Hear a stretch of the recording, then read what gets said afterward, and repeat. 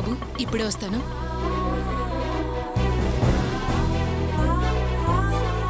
దీపా,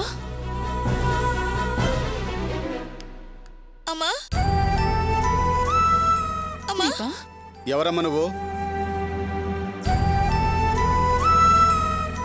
ఎవరమ్మా నువ్వు? సార్, నేను దీప తల్లిని. ఏమ్మా? అమ్మాయిని గెస్ట్ హౌస్ పంపించి నువ్వెక్కడికి వెళ్ళావు? నీ భర్త ఎక్కడా? నిన్నేనమ్మా అడిగేది, నీ భర్త ఎక్కడా? ఆయన జైల్లో ఉన్నారు సార్. ఆ? జైల్లో ఉన్నాడా? మీ ఫ్యామిలీకి పోలీస్ డిపార్ట్మెంట్కి చాలా దగ్గర సంబంధం ఉన్నట్టుందే. మీ ఆయన ఏం చేస్తుంటాడు? ఆయన ట్రావెల్స్ లో బండి నడుపుతారు సార్. ఓహో, డ్రైవర్ భార్య అన్నమాట. నీ కూతురు ఎక్కడికి వెళ్ళొచ్చిందో నీకు తెలుసా? తెలీదు సార్. వయసులో ఉన్న అమ్మాయి ఎక్కడికి వెళ్ళొస్తుందో తెలుసుకోకుండా నువ్వేం చేస్తున్నావు? ఆ? నీ కూతుర్ని కూడా మీ ఆయన ఉన్న దగ్గరికి పంపించమంటావా? వద్దు సార్, దయచేసి దాన్ని క్షమించి నాతో పాటు పంపించండి. మీ కూతురు తప్పుడు ప్లేస్లో ఇరుక్కుపోయిందండి. సరిగ్గా మేము టైంకి వెళ్ళబట్టి మీ అమ్మాయిని కాపాడగలిగాం. ఏయ్, నిన్ను ఈ సొల్లంతా చెప్పమన్నానా? వెళ్ళి ఆ లక్ష్మీకాంత్ గారి మీద, వాడి చెంచాల మీద ఎఫ్ఐఆర్ రెడీ చేయి. రేపు పొద్దునే కోర్టుకి తీసుకెళ్ళాలి. వెళ్ళా. సరే సార్. ఏమ్మా, ఇక ముందు ఇలా నీ కూతురు ఒంటరిగా బయటికి పంపిస్తావా? పంపించను సార్. ఇంకెప్పుడు దాన్ని ఒంటరిగా పంపించును. నేనే దాన్ని జాగ్రత్తగా చూసుకుంటాను. అలా అని కాగితం మీద సంతకం చేసి ఇవ్వు. తీసుకువెళ్ళు. చాలా చాలా థ్యాంక్స్ సార్. వెళ్ళు. దీపా, నువ్వు చేసిన పని వల్లే మీ నాన్న జైలుకి వెళ్లారు. ఇప్పుడు నువ్వేమో ఇలా చేసావు. చదువుకోవడానికి సాయం చేస్తామంటే మేము వాళ్ళని కలవటానికి వెళ్ళాం. మేమేం తప్పు చేయలేదమ్మా.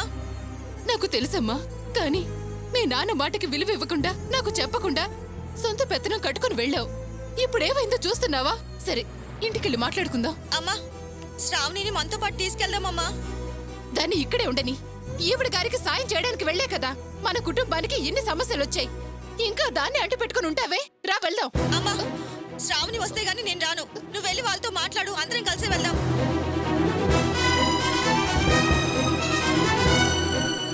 ఇంకా నీకు పొగరు తగ్గలేదా? ఎందుకే నీకింత పట్టుదలా? దానికోసం దాని వాళ్ళు ఎవరో ఒకరు వస్తారు. నువ్వు రా. కుదరదమ్మా. శ్రావణి నా మీద నమ్మకంతోనే నాతో వచ్చింది. దాన్ని వదిలేసి నేను రాను. ఏయ్, నువ్వు నాతో వస్తావా రావా? రాను. వస్తే ఇద్దరం కలిసే వస్తాం.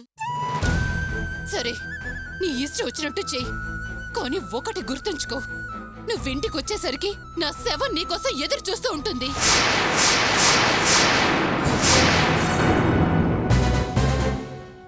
ఆంటీ, ఒక్క నిమిషం.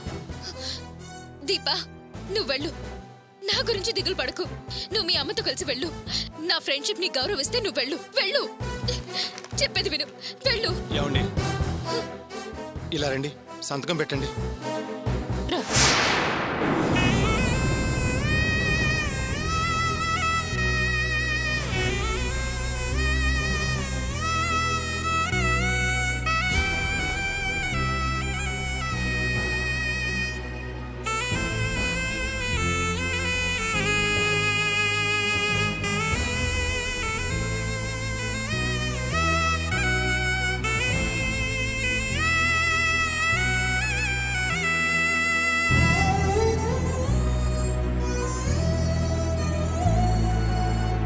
పద.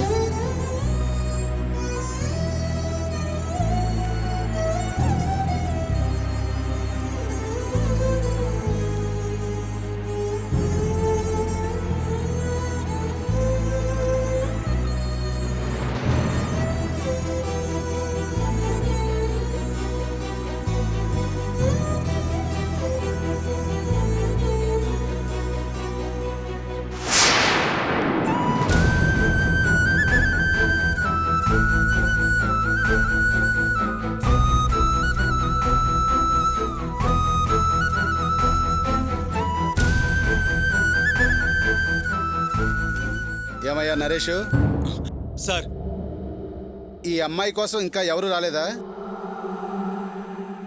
వాళ్ళ నాన్నకి ఫోన్ చేశాను సార్, ఇప్పుడే వచ్చేస్తానన్నారు.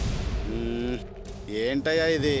ఆడ మనిషి వచ్చి ఆ అమ్మాయిని తీసుకువెళ్ళింది, ఒక మగాడే ఉండి రావడానికి ఇంత లేటా? బాగుంది. ఒకవేళ పోతే పోయింది లేని చేతులు దులుపుకున్నాడా? ఇంకాసేపు చూద్దాం, లేకపోతే కోర్టుకు తీసుకువెళదాం. ఎవ్వరూ రాకపోతే మనం మాత్రం చేసేదేముందిలే.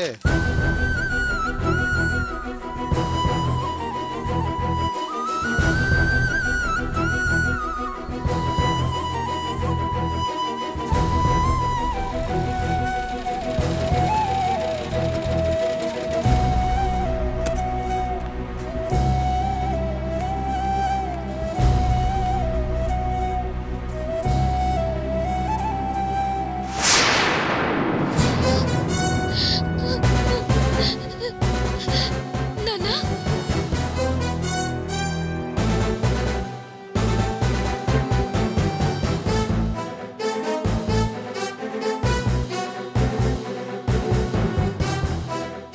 నమస్తే సార్. శ్రావణి మా అమ్మాయి. ఓ, నీ కూతురేనా? అవును సార్. కూతుర్ని గెస్ట్ హౌస్ కి పంపించి నువ్వేం చేస్తున్నావయ్యా? ఆ అమ్మాయికి తండ్రివై ఉండి ఇలా బాధ్యత లేకుండా ప్రవర్తించడానికి సిగ్గుగా లేదు? నీ కూతురు ఏం చేసిందో తెలుసా? Sir FIR. నాకేం అర్థం కావట్లేదు సార్. ఏం చేస్తావయ్యా నువ్వు? నేను ప్రైవేట్ కంపెనీలో ఫోర్మ్యాన్ గా పనిచేస్తున్నాను సార్. నీ సంపాదన సరిపోవట్లేదని నీ కూతుర్ని గెస్ట్ హౌస్ కి పంపుతున్నావా?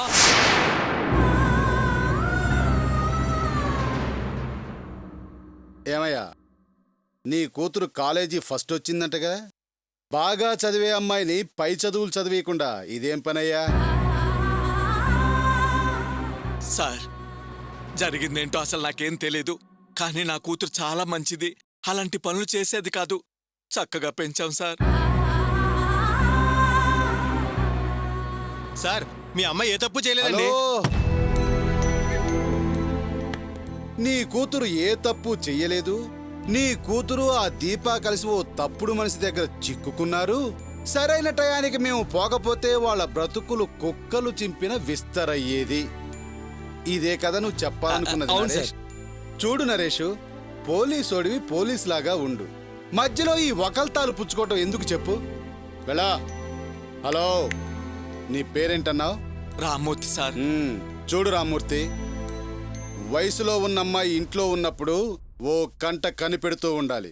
నీ కూతురు మంచిదే కావచ్చు, కానీ లోకంలో ఉన్న వాళ్ళందరూ మంచివాళ్ళు కాదు కదా. నేను పోలీసు వాణ్ణి. ఎవ్వరో ఏంటో ఇట్టే చూడగానే గ్రహించగలను. చూడు రామ్మూర్తి, మీ అమ్మాయి తప్పు చేయలేదని ఇప్పటి వరకు ఎఫ్ఐఆర్ కూడా రాయలేదు. పట్టుకున్న దగ్గరే వదిలేసేవాణ్ణి, కానీ వదిలేస్తే కడుపులో భయం ఉండదు. మళ్ళీ ఇలాంటి చిక్కుల్లో చిక్కుకోకూడదని, అలా జరగకుండా ఉండాలని, మనసులో భయం అనేది ఉండాలని నేను ఇక్కడికి తీసుకొచ్చాను. అర్థమైందా? ఇంకెప్పుడు నీ కూతుర్ని ఒంటరిగా పంపించనని ఒక లెటర్ రాసి నువ్వు సంతకం పెట్టి నీ కూతుర్ని తీసుకువెళ్ళు. వెళ్ళా. చాలా థ్యాంక్స్ సార్.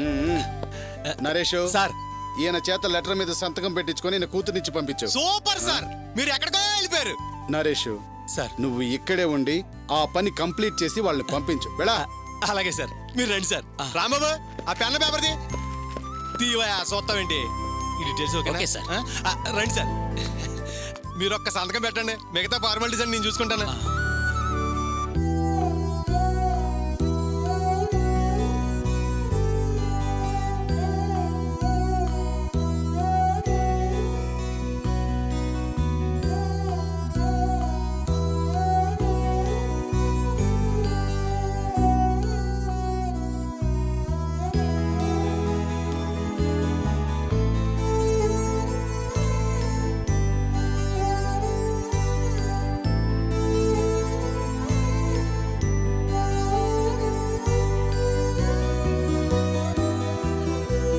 ఇదిగోనండి.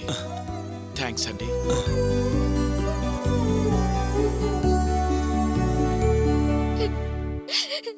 నాన్న, నన్ను దయచేసి క్షమించండి.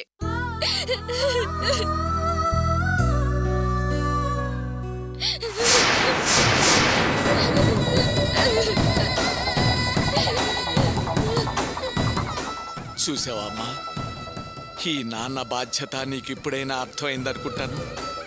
నువ్వు ఎవరిని నమ్మి వెళ్ళావో అది నిన్ను ఎక్కడికి తీసుకొచ్చి వదిలిందో చూసావా? ఇదంతా నీకు అవసరం అమ్మా. నువ్వు నన్ను గౌరవించకుండా నాతో చెప్పకుండా వెళ్ళావు. నన్ను శత్రువులా చూసి నా దగ్గర దాచావు. కానీ నిన్ను కాపాడుకోవటానికి నేనే రావాల్సి వచ్చింది. నువ్వు ఇక్కడున్నావని తెలియగానే పై ప్రాణాలు పైనే పోయాయమ్మా. పరిగెత్తుకుంటూ వచ్చాను. అదేనమ్మా ప్రేమ అంటే. పదమ్మా పద. వస్తామండి. సార్ ఒక్క నిమిషం.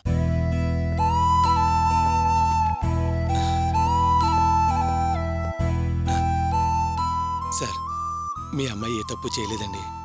చదువు మీద ప్రేమతోనే అక్కడికి వచ్చింది. పదమ్మా.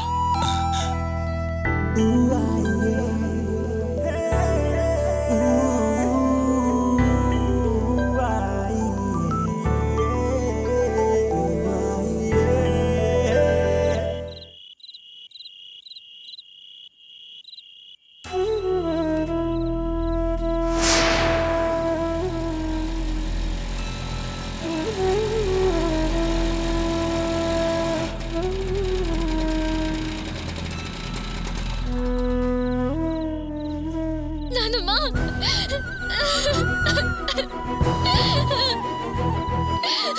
ఏం తల్లి ఎందుకు ఏడుస్తున్నావమ్మా? ఏడోకమ్మా, నా బంగారు తల్లి కదూ, ఏడోకు. అసలు ఏమైందమ్మా? నిన్ను వెతుక్కుంటూ మీ నాన్న గుడికొచ్చాడు. నిన్నెందుకు పంపించావని నన్ను చెడామడా తిట్టాడమ్మా. ఆ సరే గాని పోలీస్ స్టేషను అది ఇది అన్నారు. ఏమైందమ్మా? ఏడ్చింది చాలు కానీ లోపలికి పద. నువ్వు చేసిన ఘనకార్యం ఇరుగు పొరుగు వాళ్ళకి తెలియాలా? లోపలికి వెళ్ళమని చెప్తున్నాను కదా, పదండి. రామ్మా.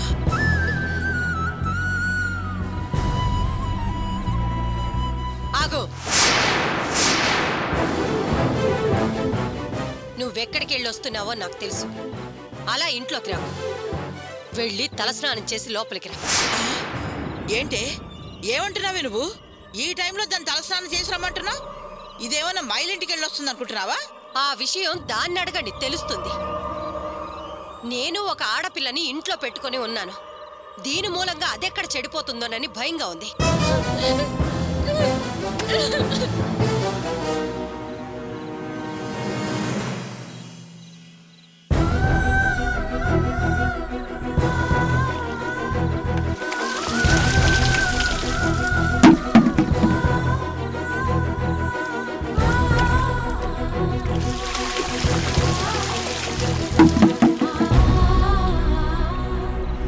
అయ్యయ్యయ్యో, ఏంటమ్మా ఇది?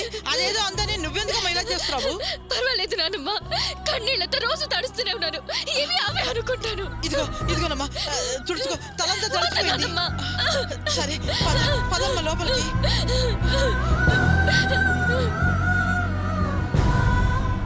ఆగు.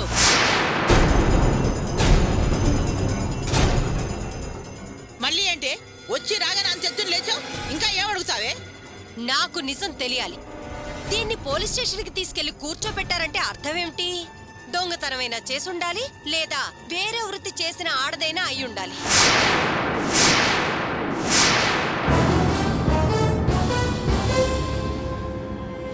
ఏమిటి, అర్థం కాలేదా? ఎక్కడికెళ్ళి చెడిపోయొచ్చి నిలబడ్డావే?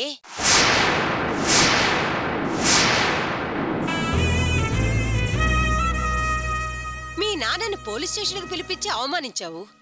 ఇలాంటి అమ్మాయిని కన్నావా అని నలుగురు ఆయన మొహం మీద ఉమ్మేయడం లేదా?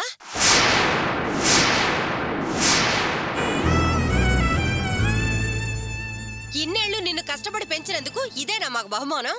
చాలే ఊరుకోవే. పోలీస్ స్టేషన్కి వెళ్ళొచ్చినంత మాత్రాన అది చెడిపోయిందని అర్థమా? ఆహా, ఆ మాట దాన్ని చెప్పమను. నానమ్మా, నేను చెడిపోయిన దాన్ని కాను. పొద్దున్న ఇంటి నుంచి ఎలా వెళ్ళానో అలాగే తిరిగి వచ్చాను. గెస్ట్ హౌస్ నుండి నిన్ను పట్టుకెళ్లి పోలీస్ స్టేషన్ లో పెట్టారు. నలుగురు మగాళ్ళున్న చోటికి సంసార పక్షమైన స్త్రీ ధైర్యంగా ఎందుకెళ్తుంది? నా చదువు విషయంలో సాయం చేస్తామని చెప్తే వాళ్ళ కోసం వెళ్ళాము. అక్కడికి వెళ్ళిన తర్వాతే తెలిసింది వాళ్ళు మోసగాళ్ళు, తప్పుడు మనుషులని. ఛీ, నోర్ ముయ్యవే.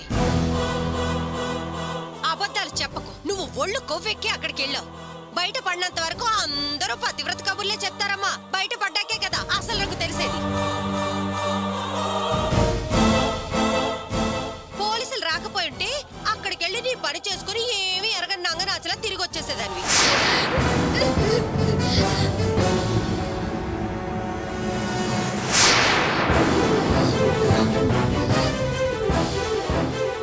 పెళ్లి కళ్ళు మూసుకొని పాలు తాగితే లోకానికి తెలియకుండా ఉంటుందా? నా చదువుకి వాడు సాయం చేస్తారని చెప్పారు. అందుకే అదొక గుడి అనుకుని వెళ్ళాను. కానీ అక్కడ ఇలాంటి మనుషులు ఉంటారని తెలీదు. వాళ్ళ గురించి ఏమాత్రం అనుమానం వచ్చినా నేను వెళ్ళేదాన్ని కాదు. ఆహా, ఆ విషయాన్ని ఇప్పుడు మమ్మల్ని నమ్మమంటావు. నువ్వు దీపతో కలిసి ఎక్కడికి వెళ్ళనని మీ నాన్నకి ప్రమాణం చేశావు. ఆ ప్రమాణాన్ని గంగలో కలిపేసి ఎక్కడికో వెళ్ళి చెడిపోయి తిరిగొచ్చావు. ఇప్పుడు నువ్వు చెప్పే మాట నమ్మే స్థితిలో మేము లేవమ్మా. ఇది చెప్పేది నిజమే. ఎప్పుడు దీనికొచ్చిన అవకాశాన్ని మీరు చెడిపేశారని తెలిసిందో అప్పుడు దీపతో వెళ్ళడానికి ఒప్పుకుంది. అది కూడా నేను చెప్తేనే ఒప్పుకుందే. దాంతో ఇది మంచి పనిగా వెళ్ళింది. చెడిపోయి సంపాదించుకునే మార్గం చూసుకోవడానికి వెళ్ళింది. ఆ డ్రైవర్ కూతురికి మంచి బుద్ధులు వస్తాయా? డ్రైవర్ ఉద్యోగం అయితే ఏంటే, కష్టపడి సంపాదించిందేగా. వాళ్ళ నాన్న వృత్తిని దెప్పుతూ దీపనెందుకు తక్కువ చేసి మాట్లాడుతున్నావు? శ్రావణి బాగా చదువుకోవాలనే మంచి ఉద్దేశంతోనే అది దీన్ని తీసుకెళ్ళింది. వెళ్ళిన దగ్గర ఏదో సమస్య వచ్చింది. మంచి వాళ్ళెవరో చెడ్డ వాళ్ళెవరో మొహం మీద రాసుంటుందా? వెళ్ళి చూసాకే కదా తెలిసేది. అదే మంచిదై ఉంటే దీన్ని ఇంటికి తీసుకొచ్చి వదిలిపెట్టేళ్ళుండేది. బాధ్యతున్న వాళ్ళు చేసే పని అది. దీన్ని వదిలేసి దాన్ని అది వెళ్ళిపోయింది. నిన్ను తీసుకురావడానికి మాత్రం మీ నాన్న కావాల్సి వచ్చింది. ఈయన రాకపోతే నీ పరిస్థితి ఏమై ఉండేది? రేపు అన్ని పేపర్లో నీ ఫోటో వచ్చి నీ జీవితం నాశనం అయి ఉండేది. మేమందరం కట్టకట్టుకుని ఊరిపోసుకొని చచ్చుండేవాళ్ళం.